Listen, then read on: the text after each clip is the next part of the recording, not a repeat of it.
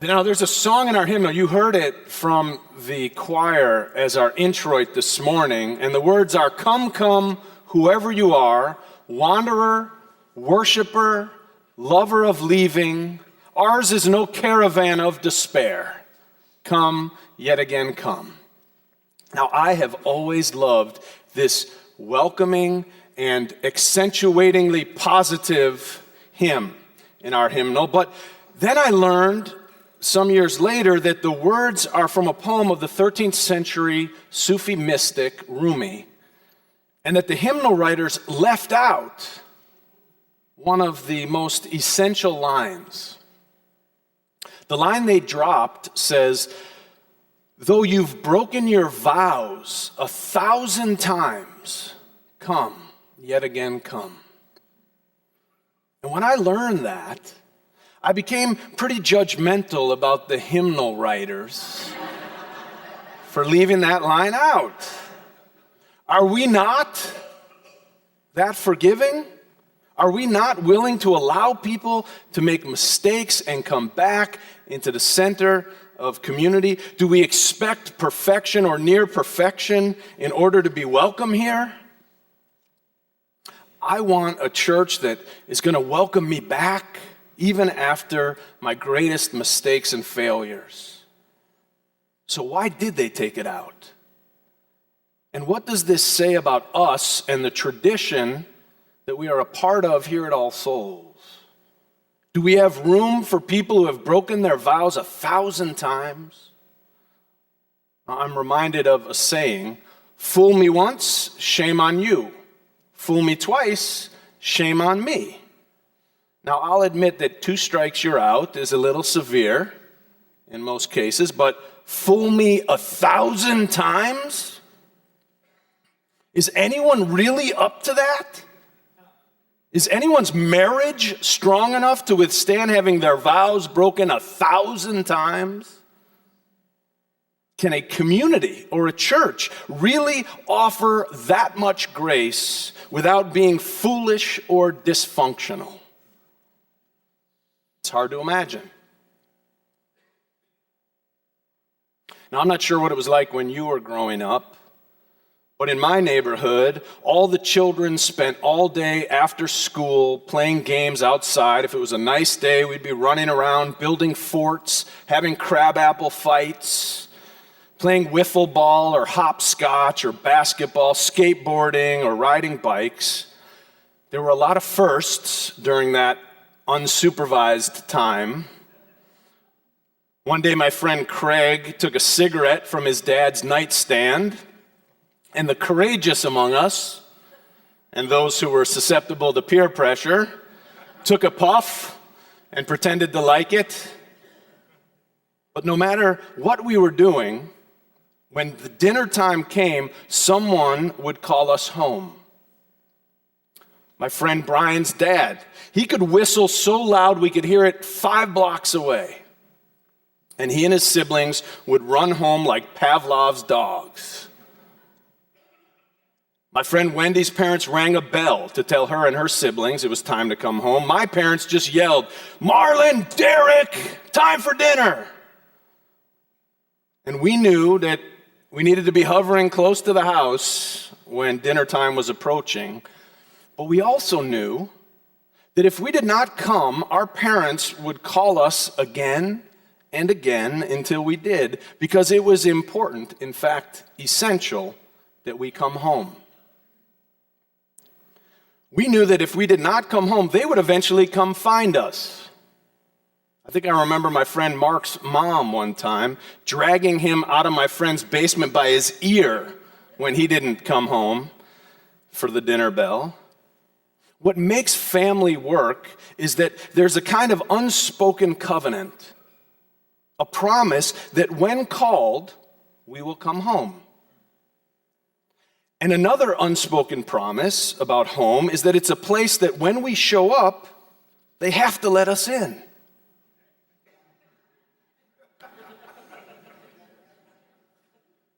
But what if you've broken your vows 1,000 times? At some point, probably well before 1,000 broken vows, broken promises, our parents and our spouse are going to change the locks. And when we show up, they won't let us in. That's a sad day. When the place where we were always welcome locks us out. We all need a home. We need a place that's doors are always open to us. And hopefully, we will always have people whose hearts are open to us. But what if we've broken our vows 1,000 times? What if we've strayed so long that nobody's willing to call us home? In fact, they ask us to stay away. What if we are so lost, we don't even know where home is anymore? For many years, I used to tell a story from Anne Lamott, the writer, at the beginning of each church year here at All Souls.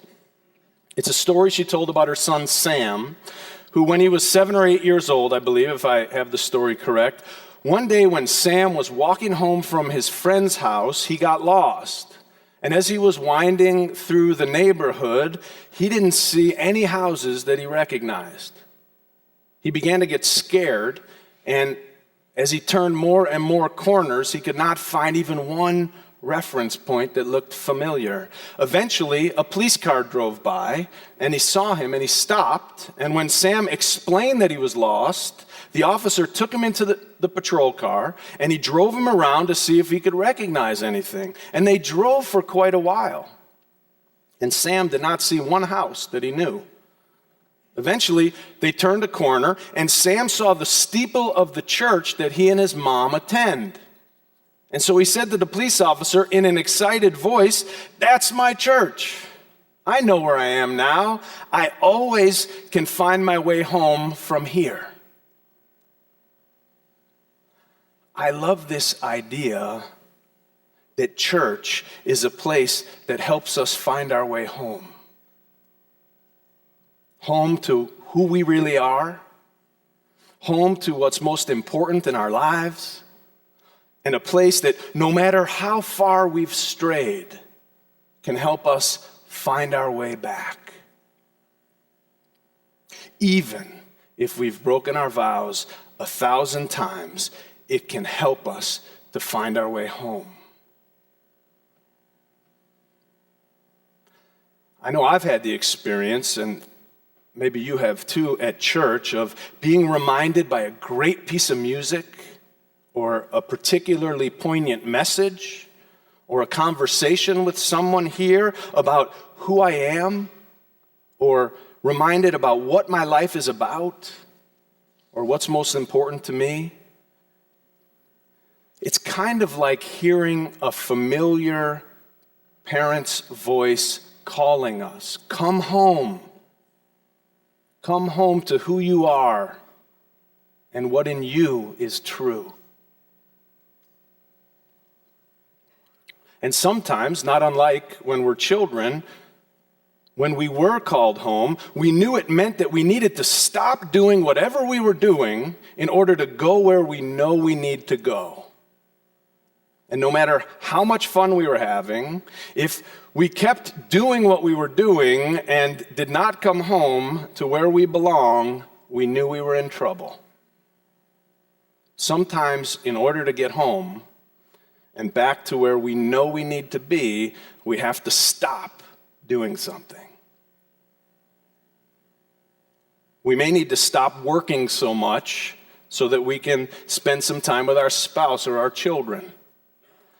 Or if we're single, we might need to stop working so much so that we can meet someone to share our life with if that's what we're interested in. Or stop telling ourselves that we're not good enough. Or stop texting at the dinner table. Or while driving. Often we need to stop doing something in order to make our way home. And as you know, this is a month which has been sermons about endings. So today the focus is on why do we keep doing certain things that we know we should stop, especially things that hurt us. One of the most heartbreaking images of this that I have burned into my memory comes from a sermon from my colleague Marilyn Sewell. She said, "Years ago, I saw a pair of newspaper clippings that moved me deeply. The story behind the pictures spoke to me of the desperation that comes when longing has no appropriate appetite." When longing has no appropriate appetite. One picture was of a man sitting on a partially submerged park bench with a dripping wet puppy in his hands. The companion picture showed him flinging the 6-week-old puppy into the water. According to the caption, each time after the puppy was thrown into the water, he would swim back to the man only to be flung out again until he eventually drowned. She goes on. Addiction is living like the puppy, going back again and again to the source of harm because you don't know where else to go. The hands that reach out seem to offer comfort of some kind, seem to relieve the pain, the stress, the yearning, and you can't help swimming somewhere because you know you're drowning. But coming back is deadly to you and to others. And we can get addicted to just about anything. Alcohol, drugs, sex, gambling, food, pornography, and work are the most common addictions. But smartphones, video games, Facebook, shopping, even exercise can become addictive. Whatever we become addicted to becomes our God, so to speak. It begins to run our life. But unlike a God that we would expect wants the best for us, addiction robs us of our free will and slowly erodes our dignity. They make us break our vows. And if we do that too many times, we lose everything that's important to us, even sometimes our home. And the problem is that we live in a very addictive culture. And one reason is because we no longer have a central story or mythology. Having a central story or mythology has for centuries helped people and communities find communal ways to focus their deep longings on something constructive, on something for the common good.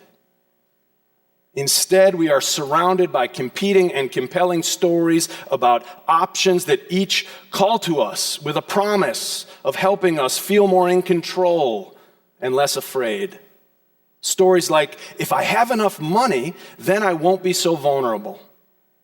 If I exercise enough and eat well, then I won't die young. If I'm good, I'll avoid tragedy. If I pray and tithe or follow the teachings of some religion or guru, I'll be okay.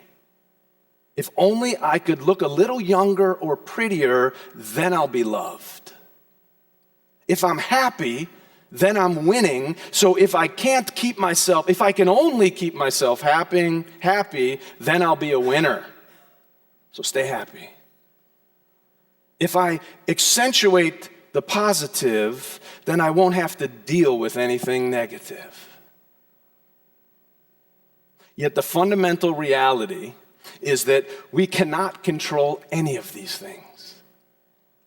We can exercise 5 times a week, eat well, go to church, look beautiful, and have a lot of money and a positive attitude. And the illusion of control evaporates as soon as the doctor feels a lump or sees a spot on the x-ray, or our income dries up, or our child starts to have problems.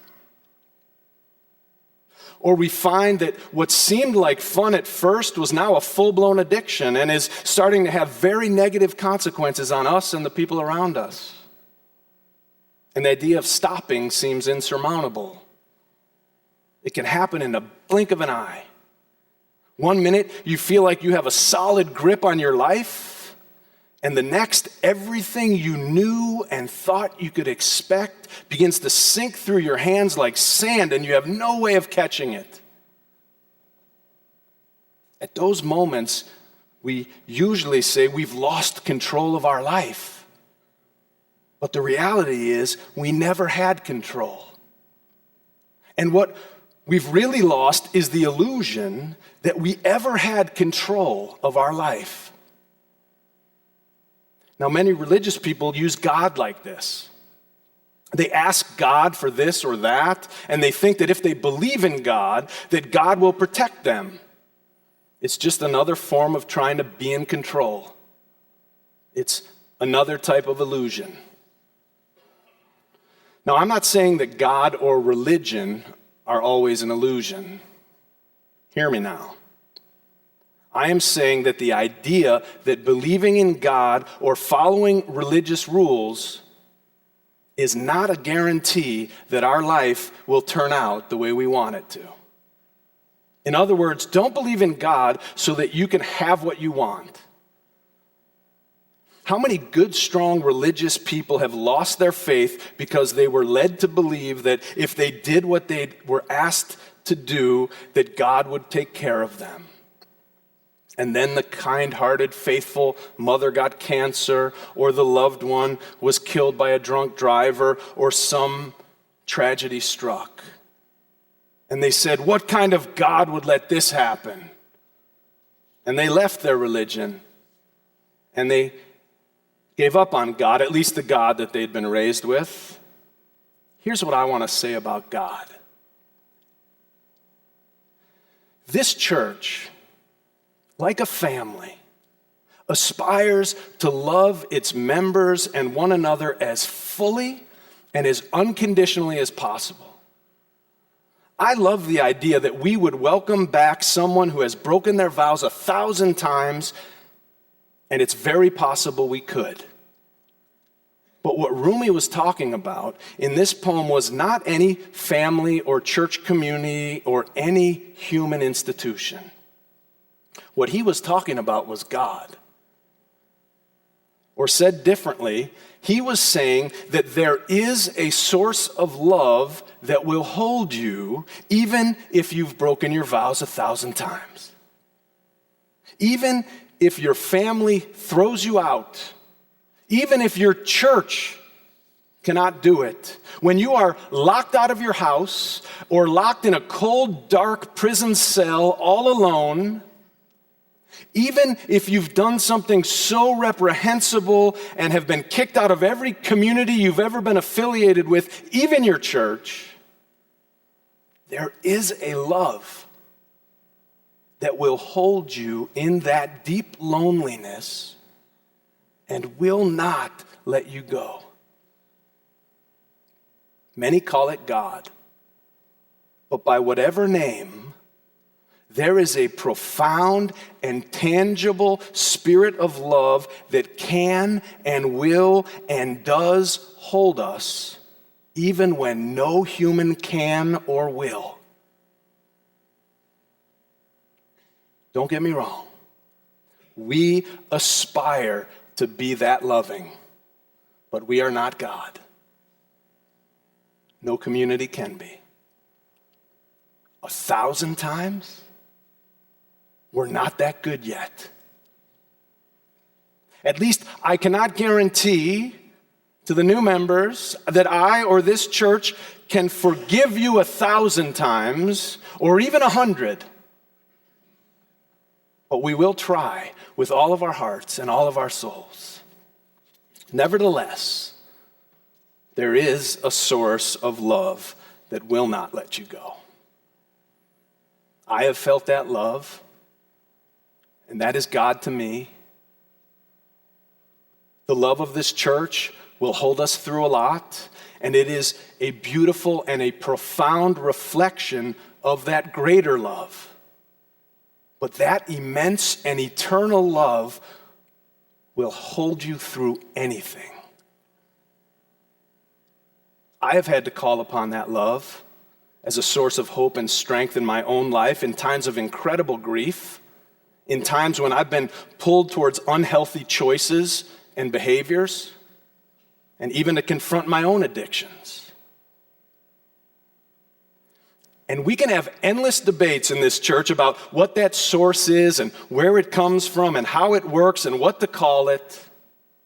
But this morning, I just want to encourage you to call it if you ever need it. If you are ever that alone, that afraid, and in that much pain, call upon that source of love and strength that will not let you go. And you are likely to find that love reflected in this church and in these people. That's where I've often found it. Church is a place of healing and strength and a place that can help us find true north when we're lost. It's a place where we can hear loving voices calling us home. Yet let's not pretend that it's just a place filled with people who have their lives all put together all the time. We all get lost sometimes. And we each have to face our own addictions and compulsions, the ones that threaten to control us and undo us if we let them. Joining a church should not be done with the idea that if I do it, life or God will reward me by making sure that my life turns out the way I want it to. What it should be is an admission that I cannot and don't want to go through this life alone. I know I can't. I need community. I need an intergenerational community of people of all ages who are striving to live with purpose and integrity. As you know, joining a covenant is no guarantee that we or the other people in it are going to live up to it all of the time. In fact, we probably won't. But it's a promise that we make to ourselves and we make to one another that we will do our best and we will keep this loving, free community alive.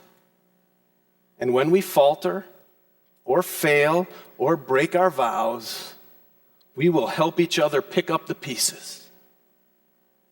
And we will trust that the love and the promise of this place and these people are big enough to hold our grief and our failures and our differences. And that when and if we are ever lost, we will be able to say, that's my church, and I always know my way home from there. Amen.